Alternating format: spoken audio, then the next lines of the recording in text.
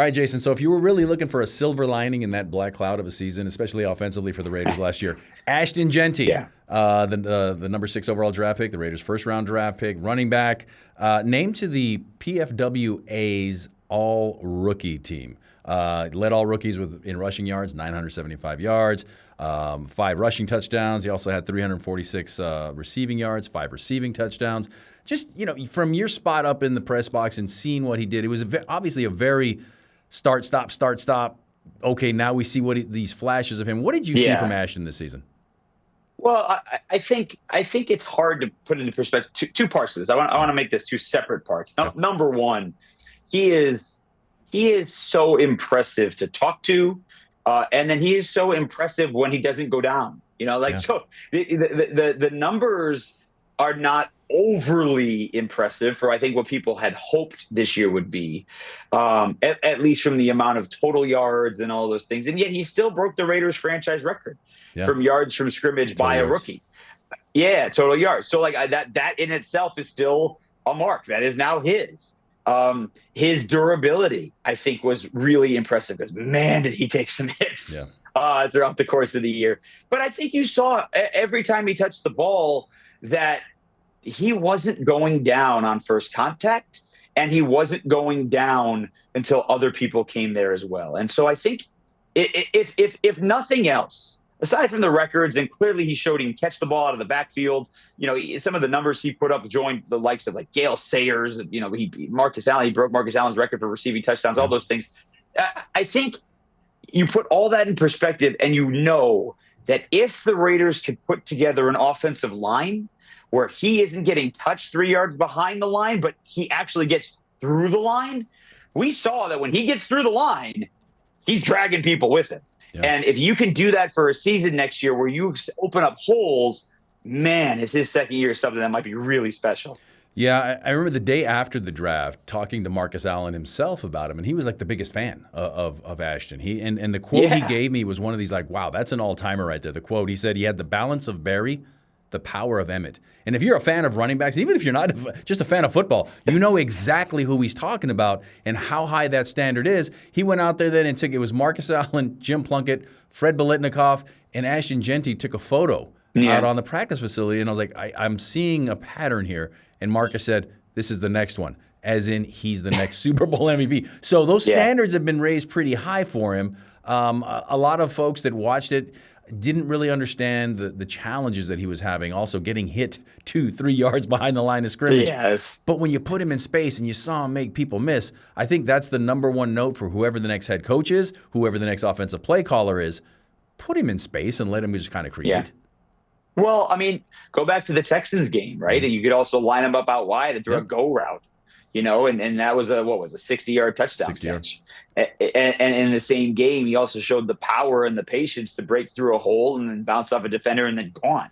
Yeah. And I think we all thought we might see more of that this year than we did, but I don't put that as much on him as I put on, and I'm sure everyone else who watched the Raiders know that the offensive line had major struggles for a good portion of the year. So I really believe, like you always say, Paul, you can't judge a rookie class or rookies at all in year one. It takes 3-4 years to know whether or not rookies are going to be able to be successful in the NFL. I really believe his year 1 to year 2 is just going to be massive.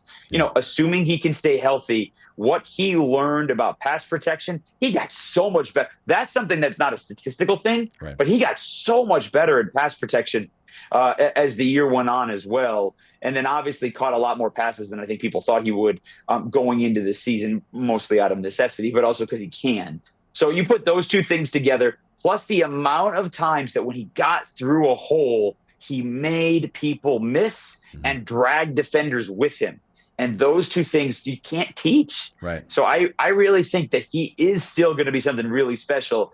We just have to wait a year to see it. And not the biggest guy either. That to me was the most impressive. And not the biggest. Short. Right, short. But I would argue that he's big this way. Stout, very stout. Like Oompa Loompa big, but not large, but like, bulky, but muscular.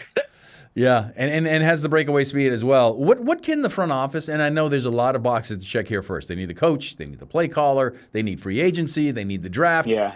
What what would be the most important thing? And I know I'm putting this ball right on the tee for you here. The most important thing that this front office can do to help him out next year. Well, the offensive line, right? Hey, you just hit it out of the park.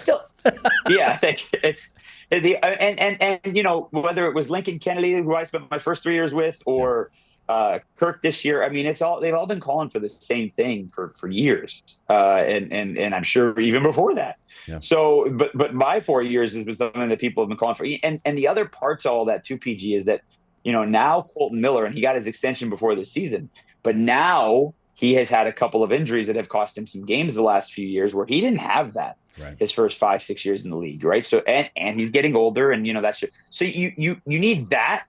But then also, I'd like to see how Caleb Rogers and Charles Grant develop. Again, year 1 to year 2. We never really, and part of this was, maybe the alignment issues that the front office had with the coaching staff and all of those things. But we never really got a chance to see until the end what Caleb Rogers could do. And we never really got a chance to see what Charles Grant could do. True. And so maybe this offensive line has some parts that we don't even realize. Plus Jackson Powers-Johnson comes back, and hopefully Colton Miller's healthy. So maybe it's not 4 new offensive linemen. Maybe it's a couple veteran offensive linemen they can go sign, and then the younger guys really develop. Again, it's wait and see. Yeah, and it's hurry up and wait. And again, that's true too. Yeah, and that's going to help whoever the quarterback is as well with the time, because I think we saw a lot of what Miami was doing to Indiana in the national championship game, harassing Fernando Mendoza. Kind of gave him a taste of what life in the NFL would be like without an offensive line. I don't know if you saw when Holly Rowe had him show his elbow, the bruises that he took in that game. And yet the guy was just he was playing out of his mind. And I think that would be greatly appreciated in that locker room if your quarterback is willing to do those kinds of things, especially for an Ashton Jeanty, a Brock Bowers, a Michael Mayer. There's pieces there. And Ashton Jeanty, again, the running back position has been devalued a little bit. Marcus Allen has told me that's ridiculous. Eric Dickerson has told me that's ridiculous. Going forward with Ashton Jeanty, what can he do on his own to improve those numbers going forward?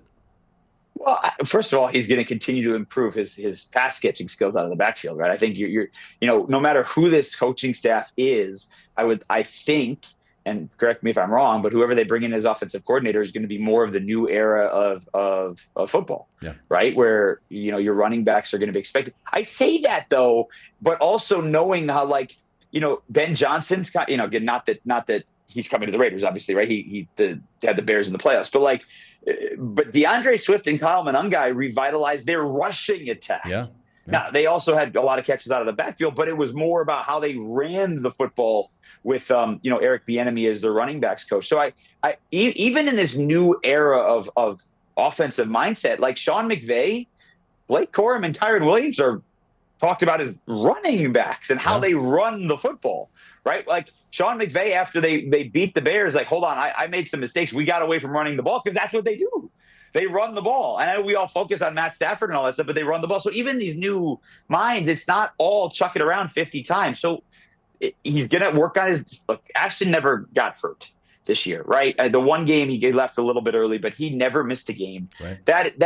In 17 games as a rookie, that speaks volumes to how he takes care of his body. So he's going to continue to work on that. He's going to figure out how he wants to change his body a little bit, right? A full offseason now, right? Not May to July, but an entire year knowing what it takes to go through the grind of the NFL season. He's going to want to figure out how he wants his body to be, whether it's quicker, faster, stronger, or bigger next year. And then the other aspect to it is I believe the Raiders are going to have a second running back to spell him a little bit more. Because if you spell him a little bit more, even though I still believe he's going to be one of those quarterbacks where the more he gets, the better he is. So even though that's the case, you still want to give him a little bit of more rest than he did this year, because I'd have to go back and look, PG, but my guess is there were 12 games where he was on the field 90% of the time. And that number's got to come down a little bit. Got to come down a little bit. And again, at the end of the day, only 25 yards shy of a 1,000-yard rushing season as a rookie. So a great season overall. Personally, not the best professionally as far as the team goes. But again, something to kind of look for that silver lining in that in the black cloud of a season offensively for the Raiders. I think he is going to be on the verge of being a Pro Bowler next year. I do. Ooh. I know I'm saying that without knowing what the offensive line looks like. we saw every run he had this year. Yeah. And the amount of times he made people miss was up there with Saquon Barkley and Jonathan Taylor. You are not in the likes of those two guys if you're not going to be special. If they can just get him a couple of offensive holes more regularly, he's a 1,500 yard back. 1,500 yard back, Pro Bowler. I'm writing it down. Jason. Write it down. Jason. Write it down. Thank you so much, man. Peace.